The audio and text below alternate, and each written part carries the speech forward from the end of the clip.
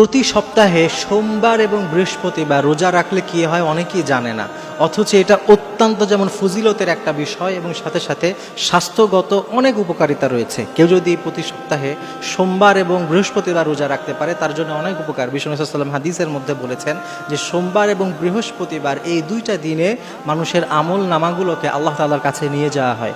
এজন্য বিশ্বনবী বলেছেন যে আমি এই জন্যে চাই যে আমার আমল নামা এমন অবস্থায় আল্লাহর সামনে উপস্থাপন করা হোক যখন আমি একজন রোজাদার।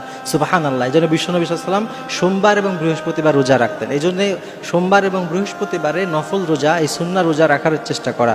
আবার বর্তমান মেডিকেল সায়েন্স বলছে যে কেউ যদি সপ্তাহে অন্তত 2টা দিন ফাস্টিং করতে পারে, অর্থাৎ রোজা রাখতে পারে, তাহলে তার কোলেস্টেরল দূর হবে, তার ফ্যাট যদি থাকে, ফ্যাটি লিভার থাকে, এই ধরনের বিভিন্ন যে রোগ ইদানিং কিন্তু সকলেরই প্রায় দেখা যায়। আপনি রাস্তাঘাটে চলতে ফিরতে দেখবেন অধিকাংশ মানুষের কিন্তু দেখবেন একটু ভুঁড়ি হয়ে গেছে, একটু বেশি ফ্যাট জমে গেছে।